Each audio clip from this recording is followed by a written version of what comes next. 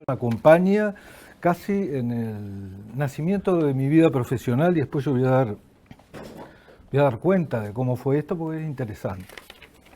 El objetivo de la exposición mía es llamar la atención en las reflexiones, las prácticas y las políticas que, partiendo del enfoque de la economía humana en el Uruguay, se continúan con el concepto de desarrollo humano promovido desde el PNUD, el Programa de Naciones Unidas para el Desarrollo, pero que yo voy a tratar de ver ahí cómo hay un nexo entre ambos enfoques. Y cuando yo lo vi, me di cuenta que esto hace que en el Uruguay este enfoque ya tiene 70 años. Impresionante. Entonces voy a empezar con el tema de la economía humana como yo lo veo. Ahí hay una gran diferencia con el enfoque de Agustín, en el sentido que estos economistas o pensadores de la economía humana no empiezan planteándose cuál tiene que ser el comportamiento ético, sino que su vida expresa el compromiso ético. Y esto es sustantivo. Ellos no dicen cómo me debo comportar para transformar la sociedad, sino que dicen voy a transformarla actuando. Y esto a mí me parece que es un gran tema, y lo hacen. En realidad, ¿de dónde viene ese compromiso ético? Ahí vamos a ver, yo creo que es interesante ver de dónde viene en economía humana y de dónde va a venir después en el caso del PNUD, para así una reflexión más académica. En el caso de la economía humana es clarísimo que arranca con un sacerdote dominicano, por lo tanto católico, que dice voy a ser fiel a mi compromiso, en el caso de él, evangélico, con la religión cristiana, o sea, es explícito y interesante que él no necesita justificarlo. Esto para mí, esto hace a la cuestión de el investigador ya no como alguien que está por fuera del hecho social, sino como alguien que interfiere en el hecho social, investigando pero actuando. Muy alejado de esta visión de economistas que miran esta realidad como que ellos son marcianos que están descubriendo cómo actúan los seres humanos. Es decir, intervienen modificando. Esto, a mí me parece que esto es una cuestión sustantiva. La idea de Lebret y la economía humana en el Uruguay yo creo que llevó a un montón de gente. Yo voy a tomar como referencia a Juan Pablo Terra, pero también en esto me parece que, siendo coherente con la concepción de economía humana, no hay que atribuirla a personalidades, sino a grupos que trabajan. Digo esto, me da la sensación que Terra sería el primero que estaría de acuerdo conmigo. Él deja escrito un montón de texto, pero lo interesante es cómo animan o se animan un montón de gente que permanece anónima. Este es otro hecho para mí hiper relevante. Es decir, no hay acá una búsqueda de una preponderancia académica o significativa, sino un buscar en el colectivo. Esto hace a la cuestión. ¿Qué es la economía humana para Lebret, en el caso que estamos analizando? Yo creo que es una forma de producción, intercambio y distribución que para él no genera desigualdad ni miseria. Y este es el concepto básico. Ahora, si nos lo ponemos a pensar, Gabriel, ¿qué economía habrá que no genere ni desigualdades ni miserias? Y él dice, de hecho no las hay. Lo que vamos a hacer va a ser una contribución a ir tejiendo un camino hacia esa economía. Entonces, él lo dice, se trata de un proyecto utópico, pero que no está ya construido, sino que se va a ir construyendo con los otros. Esto es lo que yo entendí. Puedo estar totalmente equivocado. Pero no macanear, como decía Jorge Valle, ¿se acuerdan? Pero esto me parece que es una cuestión sustantiva. No hay un modelo, el modelo se construye y se construye con los otros. El objetivo es evitar la desigualdad y la miseria, y por lo tanto el objetivo es, dice él, construir una economía humana porque no genera estas dos cosas. Y Terra agrega, y no humanizada, y esto es interesante, porque dice, la economía esta no es que tenga soportes de políticas sociales que la humanicen, porque disminuyan la desigualdad o disminuyan la miseria. El objetivo es que no la genere. ¿Se entiende? Esto me parece que es una idea muy compleja porque entre los economistas la idea del equilibrio general famosa se supone que no haya generación de desigualdad y miseria porque supone una distribución equitativa de los bienes entre todos los participantes. ¿Se entiende esto? No hay desigualdad inicial en la distribución. Nadie heredó del papá unas tierras que otros no heredaron. Todo está igualito. Ahora, eso en el mundo real es una ruptura radical con el mundo como lo conocemos. Se entiende ahí lo utópico del proyecto neoclásico en relación al realismo del proyecto de la economía humana, en el sentido que dice, esto es lo que hay. Bueno, el momento en el que surge Leverett, yo creo que también hay que ubicarlo en las circunstancias, porque es en la posguerra, que la posguerra ya, yo creo que las nuevas generaciones no saben, pero fue un momento terrible a nivel mundial, con una profusión de filosofías, ideas y de prácticas. Indudablemente ahí, ahora hay que tirar cemento sobre ella, pero estaba la Unión Soviética, que en la posguerra parecía como una opción relevante para construir una humanidad más igualitaria. Hoy está prohibido decir esto, pero en ese momento era así.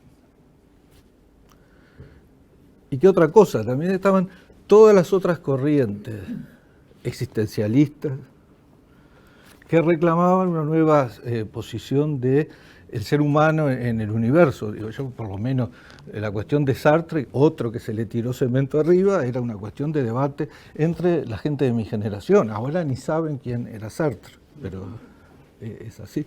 Y lo que estos planteaban eran cuestiones, vos sí sabés un poco. Sí.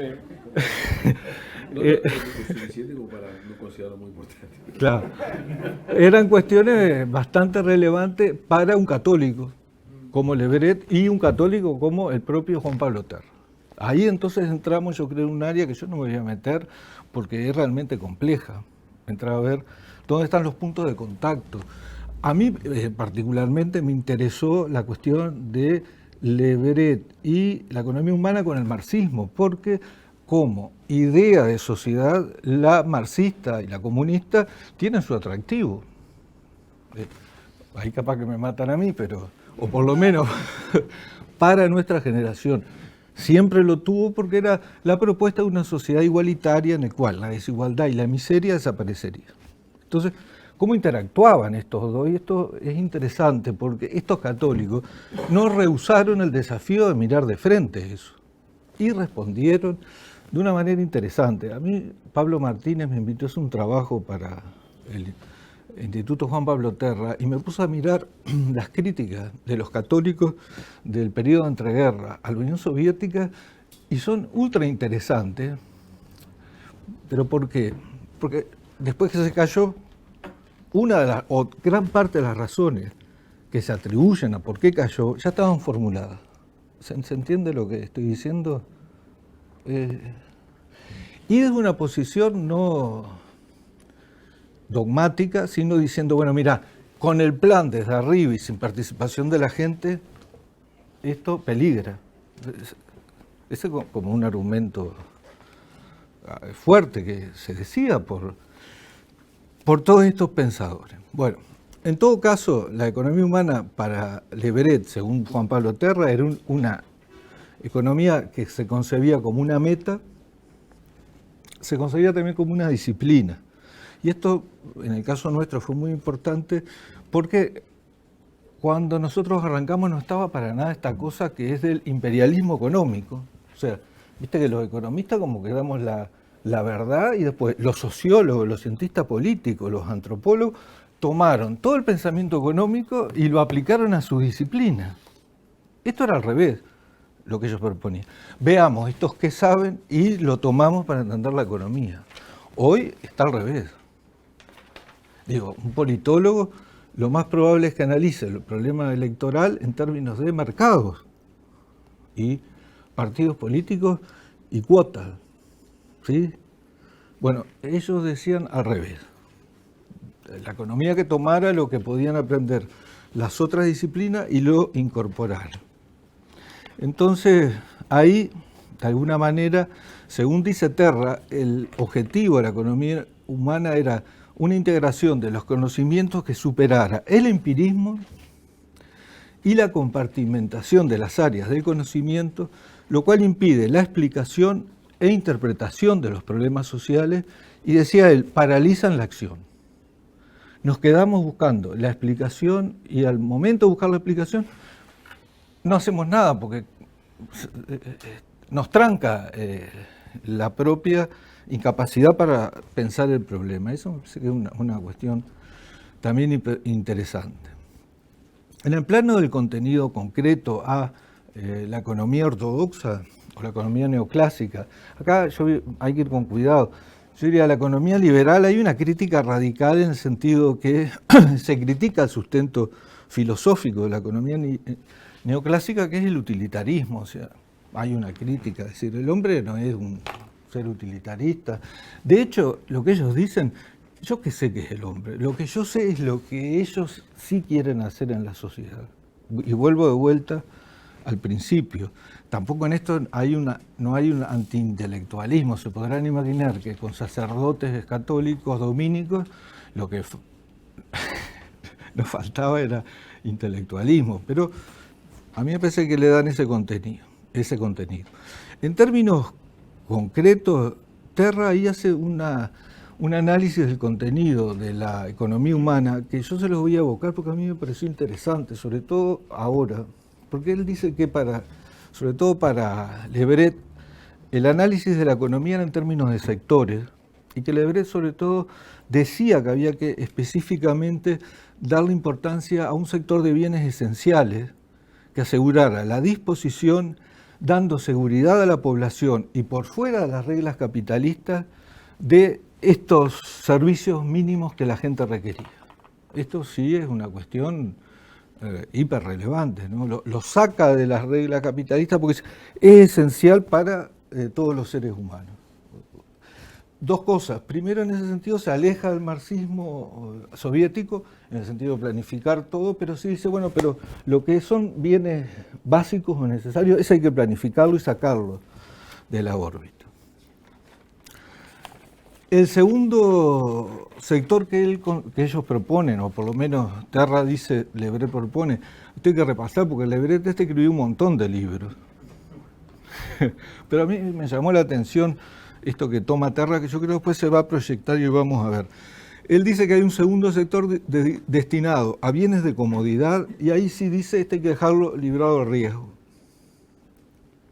Y después dice que hay un tercer sector que es productor de bienes culturales y de expansión espiritual, que tiene que estar sujeto a la regla de la libertad, o sea, a ninguna regla, que los productores de bienes culturales tienen que hacer lo que se les antoja. Esto yo pienso que en el contexto del estalinismo, de la posguerra, no es neutro.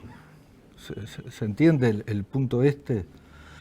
Bueno, en segundo lugar, que era una economía de orientación comunitaria, en el sentido que se le da a las comunidades, y ahí el ámbito territorial es importante. En el caso del Uruguay yo creo que el trabajo del CLAE va a estar bien centrado en áreas, pienso Tacuarembó, o áreas barriales en Montevideo, ¿no? Barrios, porque se concibe que lo territorial es relevante, no se concibe en gente que solamente se mueve en mercado, sino que se mueve en territorio.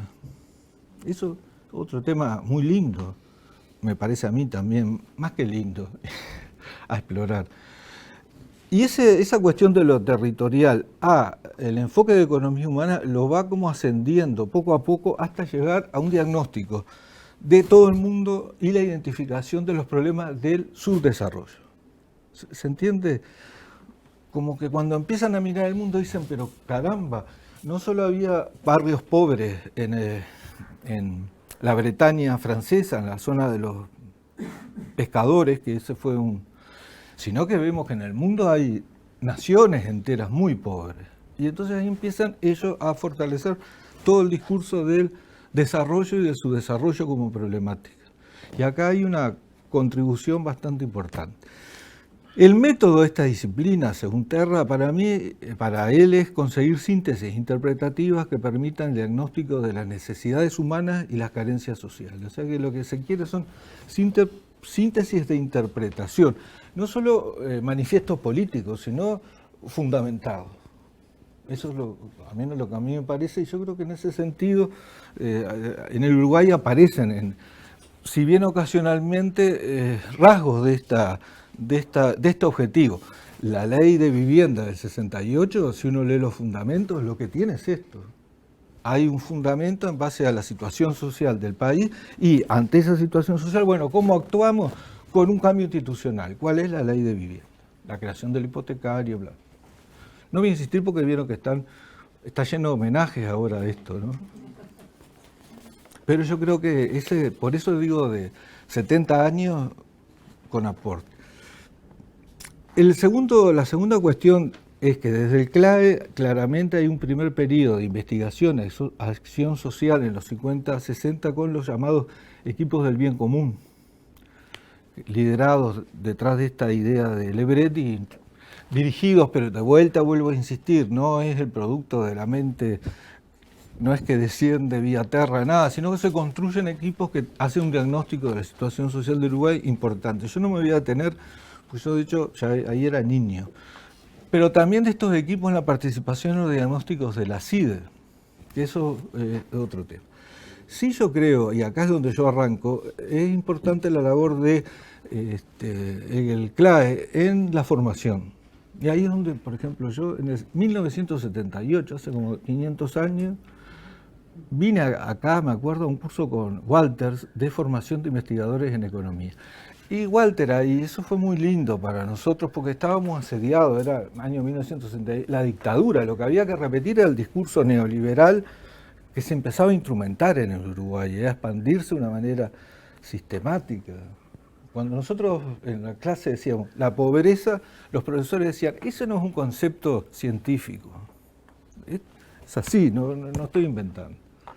Nosotros quedábamos medio muertos porque decíamos, bueno, ¿qué es esta ciencia que ignora un hecho social tan relevante? Bueno, pero Walter en ese curso, por ejemplo, a mí me gustó mucho porque abrió las puertas a otras investigaciones de economía humana vinculadas al tema del desarrollo y su desarrollo.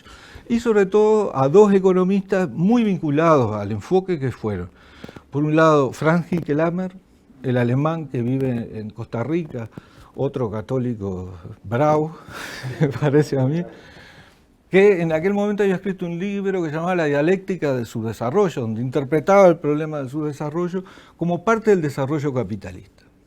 Este es un gran tema, ahora no se puede decir capitalismo, son todos beneficios. Para estos autores, ellos decían, mira, estas áreas están subdesarrolladas, pero no es que sean independientes de lo que pasa afuera, y lo fundamentaban. Hinckelhammer siguió produciendo toda la vida. Yo por suerte lo conocí en el 2010 y ellos habían sacado un libro en el 2005 en el cual siguen con este tema, pero ya lo plantean un tema más grave. Ellos plantean lo que llaman la economía para la vida, porque dicen que el capitalismo está realmente poniendo en riesgo la propia vida humana. Entonces tratan dos temas, el del suicidio de la humanidad, pero también tratan otro tema que es el del suicidio de las personas cuando son despojadas de su objetivo en el capitalismo, que es ser productivos. Ellos dicen, pero esta sociedad que basa toda existencia humana en la productividad, ¿qué hace con los que se jubilan? ¿Qué hace con los que no tienen trabajo? ¿Qué hace con los excluidos? Los está condenando a la muerte. Este es un tema fuerte, léanlo, el libro está ahí, se llama Economía para la vida. El otro que en ese momento Walter ponía de relevancia era François Perroux, que era otro francés, que era bastante interesante porque este Perroux en aquel momento estaba afiliado a todas las tesis del nuevo orden económico internacional, que fue todo un movimiento que ya se olvidó, pero en el cual hubo personalidades políticas de la socialdemocracia muy relevantes, Olof Palme, Willy Brandt. Yo diría, hasta cierto punto, el propio Jimmy Carter, en la época de la dictadura, que ustedes me dirán qué poquito, pero levantó el tema de los derechos humanos, que tenían una mirada más del mundo en su globalidad. Y bueno, ellos ahí trabajan, sobre todo Perú, un diagnóstico de por qué se da esa situación de generación de su desarrollo, y es un ataque sistemático a las empresas transnacionales, diciendo de que en definitiva orientan la estructura del mundo no hacia objetivos de desarrollo, que podrían ser empleo, mejor nivel de vida, sino hacia sus propias ganancias. Y que eso no va a generar un proceso de desarrollo. Lo dicen claramente, ¿no? Esa es una. Critican al Estado, ellos dicen, el Estado en estas sociedades suele ser una alianza de ricos con ricos, que no tienen ningún objetivo con sacar a la gente de la pobreza. Eso es una mirada dura del Estado. Entonces siguen confiando en que solamente a través de las organizaciones sociales y una conciencia de parte de la población se van a poder lograr transformaciones efectivas. Es decir, Perú es un economista bravo. Otro concepto que él desarrolla es el de la legitimidad democrática. Dice, no hay ningún proyecto de desarrollo, ninguna política que sea de desarrollo y no tenga legitimación democrática. ¿Qué quiere decir legitimación democrática? Él dice en una parte ahí, dice que enamore a la gente. Si la gente no sabe dónde es llevada, dice, eso está viciado ya de un problema para que se constituya en un objetivo de desarrollo. Me voy a apurar acá porque los aportes de CLAE en los 70, 80 fueron relevantes. Está todo el tema de la investigación de las necesidades básicas, está todo el tema de la investigación sobre la niñez, está todo el tema de la investigación sobre la desigualdad. Yo con el tema de la desigualdad, yo creo que le quiero acá recordar el trabajo de Alicia Melgar, que se hizo en el 86, que para mí es uno de los más lindos, porque es la crítica más grande que yo he visto del Uruguay al neoliberalismo. Ellos al libro lo titulan La desigualdad como estrategia. ¿Y por qué lo titulan La desigualdad como estrategia? Porque dicen, en la época de la dictadura en Uruguay, lo que se hizo fue desmantelar todos los soportes que había tratando de sostener un Uruguay igualitario. ¿Con qué objetivo? Con el objetivo de que los ricos se enriquecieran, aumentaran las inversiones y luego viniera el derrame. Con inversiones aumentadas iba a venir empleo, etc. Y ellos dicen, esa fue toda la experiencia de la dictadura y no se dio. No solo dicen, no se dio, sino que de eso salió un Uruguay pauperizado. Y yo creo que todavía estamos pagando esa experiencia, porque los contingentes de masa excluidas en el Uruguay no aparecieron de golpe y las condiciones de pobreza de los años 50, 60, en la época de Luis Valleverre, nadie los está investigando, pero me parece que eran muy diferentes a los que asistimos hoy en el Uruguay. Esto lo pongo como hipótesis. No nos medimos nunca, no hubo censo hasta el 63. Hay 50 años de no historia estadística. Salvo, ojo ahí, porque los equipos del bien común, con los famosos ranchos de, ¿cómo se llamaba?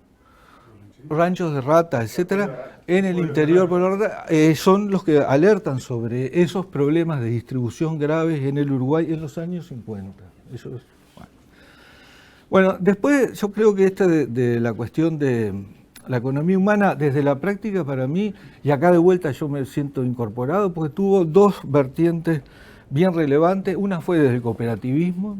Yo creo que la labor del CSU ahí, diciendo el cooperativista uruguayo, está muy inspirada. Yo por lo menos conocí a algunos intelectuales que estaban ahí. En la parte de ahorro y crédito estaba Daniel Vázquez Diago, que era un convencido de estas cuestiones, estaba Rafael Ríos, Andrés Weiss y otros que no andaban evangelizando con la economía humana, pero trataban de hacer lo que podían. Y ahí toda esa labor de CSU, el cooperativismo en el Uruguay es importante. Digo, trataron de ampliar el sector cooperativo a partir de lo que ya estaba, que era la CONAPROLE, pero con la Central Lanera Uruguaya, la Central Cooperativa de Grano, la Central Cooperativa de Carnes, COFAC, Promopes, Manos del Uruguay y el apoyo a Calfurú en la granja, entre otras de las. Esto me parece que es parte de esa historia. Tampoco es una historia del grupo católico de economía humana. Las referencias en los partidos colorados y blancos del cooperativismo, a mí me la enseñaron en la escuela pública. En los 60 tenías clases de cooperativismo en la escuela. Esto me parece que es una cosa interesante, ¿no? O sea, ¿qué quiero decir con esto? Yo creo que nunca los de la economía humana, con Juan Pablo Terra a la cabeza, fueron sectarios, es decir, acá tenemos la verdad y vamos evangelizando, sino que más bien como que iban incorporándose. No sé, ustedes, esto capaz estoy hablando un poco más, porque ustedes conocen más de esto. Cecilia, del cooperativismo, Cecilia, que está allá, Cecilia Tenaglia. Bueno, digo, ¿viste? En lo político, yo creo que también acá hay una cuestión interesante y yo creo que hay que verla en términos del diálogo en el Uruguay de marxismo-cristianismo, que fue una cuestión hiperrelevante, porque a mí me parece que entró a desarmar el cuco marxista que desde el Pachecato se promovía. Fue una reacción de inteligencia, me da la sensación a mí, con respecto a este tema, y abre las puertas ahí al Frente Amplio. Yo, en ese sentido, me parece que como proceso de maduración, ese diálogo dio sus frutos desde un punto de vista político. Hubiera pasado del 2000, bueno, de 1995, 2005 para acá, sin todo ese trabajo, no sé, está planteado. Yo no estoy diciendo que sea como consecuencia, acá hay que analizar a todos los otros actores, pero que esto se proponían un cambio por ese lado fue cierto. Y con esto yo cierro la cuestión de la economía humana y abriría, pero yo creo que ya es la hora, abriría al PNUD, que el PNUD viene por otro lado, que no es el cristiano, y viene de la mano de Amartya Sen, que Amartya Sen viene de la India, y él usa ahí un argumento ético también para fundamentar el desarrollo humano, que también está basado en todas las personas y cada persona, es casi todo lo mismo. Pero la cuestión ética que usa Sen, a mí esto es para Agustín, me pareció interesante porque él toma como referencia a Adam Smith. Adam Smith, el escocés del siglo XVIII. 17. Y la teoría, 18. Y la teoría moral de Adam Smith, que yo se la comenté a mi señora, me dijo que para ella no la compartía. Digo esto porque a mí me encantó lo de Adam Smith y ella me dijo, eso es lo mismo. Es brutal. Adam Smith usa para fundamentar la cuestión del comportamiento ético. Una cosa muy interesante, que él dice que la ética no hay que fundarla en la razón, sino en los sentimientos.